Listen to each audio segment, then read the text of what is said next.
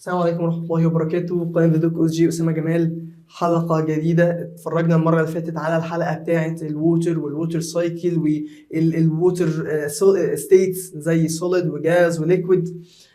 كمان اتعرفنا المرة اللي فاتت على الايه أمثلة على الووتر examples from Egypt، زي ما مثلا عندنا جولفز، عندنا سي، عندنا ليكس، فريش ليكس وسولتلي ليكس. كان نمشي ان شاء الله سريعا، محاضرة شرح ومحاضرة أسئلة. قبل ما نعمل اي حاجه انا بنزل الانترو وانت كمان بتنزل باللايك. الله ينور عليك، شير الحلقه مع اصحابك. هستناك بعد الانترو.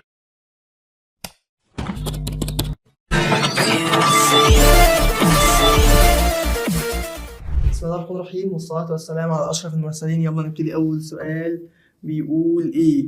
بيقول يا ريس ان الكويستشن الاولاني بيقول ان البولاريتي في ووتر مالها ازاي اتكونت، ازاي فورمت اوف. تعالى نشرح الجزئية كلها على بعض. أنا كان عندي أكسجين وكان عندي 2 هيدروجين. حلو جدا. طيب أنا كان عندي الأكسجين دي عندها هاي إلكترونيجاتيفيتي. يعني إيه هاي إلكترونيجاتيفيتي يا شباب؟ يعني كان عندها the ability to attract the electrons of the covalent bond toward itself. يعني المفروض البونز سوري ديت الكوفالنت بوند المفروض تبقى الالكترونز هنا، لا هي الالكترونز موجوده فين؟ الالكترونز موجوده هنا اهو. ادي الالكترونز، ادي الالكترونز، ادي الالكترونز، ادي الالكترونز. يعني معنى كده ان الالكترونز متجمعه حواليها يبقى عندها ايه؟ عندها بارشال نيجاتيف، هنا بارشال بوزيتيف، هنا بارشال بوزيتيف. دلوقتي عندي الاكسجين عندها بارشال نيجاتيف والهيدروجين عندها بارشال بوزيتيف. يبقى انا كده بتكلم على مين؟ بتكلم على بولر كومباوند. الحته دي كان فيها كذا سؤال. اول سؤال، هي الميه ليه بولر؟ علشان في high difference of electronegativity between الاكسجين اتوم and hydrogen اتوم. طيب معلش، البوند ما بين الاكسجين والهيدروجين اسمها ايه؟ اسمها كوفالنت. طيب ايه تاني؟ انا عايز اسال دلوقتي ليه الميه بتقدر تدوب حاجات كتير جدا؟ why water can dissolve many of chemicals؟ علشان هي polar compound. طيب تعالى بقى نشوف السؤال بيقول ايه. the polarity of water formed from the salinity، لا طبعا. the similarity، لا. the similarity برضو. the difference in electronegativity between الاكسجين والهيدروجين اتوم. يا نهار ابيض، ده هي صح. ايه ده؟ طب the polarity of water molecules cases، البولاريتي بتكون ايه؟ او خلتنا الميه مالها؟ الميه polar solvent. يعني ايه polar solvent؟ dissolve many of chemicals. طيب خش على اللي بعده. ابص كله في نفس الجزئيه اللي احنا شرحناها. What the percentage of earth surface is covered by water؟ يعني الميه اللي موجوده في الارث ككل قد ايه منه؟ 70%. طيب بسرعه تعالى نقسمهم. ال 70% دول عباره عن 97% of it are salt water. طيب بعد كده ال 3% الباقيين اللي هم ايه؟ فريش. في منهم بس 1% easily access. طيب خش على اللي بعده. احنا بنراجع على السؤال واللي حوالين منه كمان. What the process case the clouds؟ يعني احنا الكلاودز دي بتتكون ازاي؟ بتتكون من الايفابوريشن. طيب بعد كده what the property of water support life؟ طب معلش عايزين بس نشوف كده كل حاجه. الايفابوريشن يعني ان انا بكون فيبر من الليكويد لفيبر. طيب الانفلتريشن يعني ايه؟ كان انا عايز افتكر يعني ايه انفلتريشنز. الووتر from the precipitation leaks to the underground. يعني ايه؟ يعني الميه بتتسرب لتحت.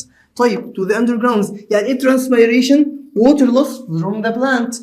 طب يعني ايه respiration؟ لا دي respiration دي حاجه ثانيه خالص، انا كده بتنفس. طب احنا كان عندنا ايه كمان؟ عندنا evaporation، infiltration، transpiration، sublimation. الله على الكلمه المهمه دي. يعني ايه sublimation؟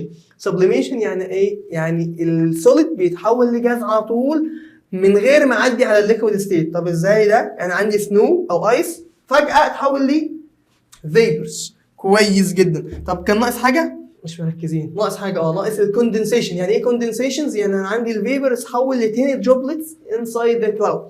طب حلو جدا. بعد كده السؤال ده مهم جدا اصلا وموجود في الاسئله بتاعت الوزاره اللي احنا هنحلها قريب جدا. what is the property of water that support life؟ احنا على فكره كانت معانا في الPDF، ارجع شوف الحلقه اللي فاتت. interaction with air ability to dissolve chemical substance, exist only in the liquid state, ability to remain in the solid state for the long period. The ability to dissolve most or many of chemical substance. ليه؟ عشان هي polar. طب ليه هي polar؟ علشان في high difference in ايه؟ in electronegativity.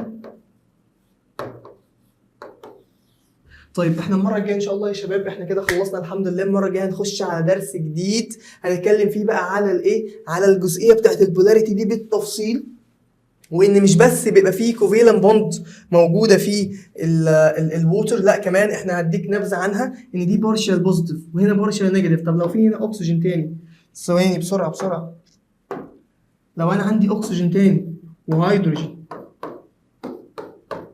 وهنا عندي بارشال نيجاتيف وهنا عندي بارشال بوزيتيف وهنا عندي بارشال بوزيتيف، طب ما بص ممكن يحصل ايه؟ ممكن يحصل هيدروجين بوند. ممكن يحصل هيدروجين بوند between الاكسجين البارشالي نيجاتيف، واحنا عرفنا لسه منها بارشالي، وما بين الهيدروجين البارشالي بوزيتيف. طيب الحمد لله يعني احنا خلصنا كميه كويسه النهارده وحلينا اسئله صعبه. مش المهم الكم، المهم الكيف ونوعيه الاسئله اللي احنا بنحلها. وكمان واحنا بنحل رجعنا، انت مش واخد بالك؟ احنا واحنا بنحل رجعنا. المره الجايه ان شاء الله اتمنى نكون يعني مساهمين مع بعض اكتر، ان احنا نشارك الحلقه مع اصحابك زي ما انا بساعدك. ساعدني شارك الحلقه مع اصحابك، ساعدني بالكومنتس باللايك، طبعا سبسكرايب فور ذا شانل. القاكم الحلقه القادمه، والسلام عليكم ورحمه الله وبركاته.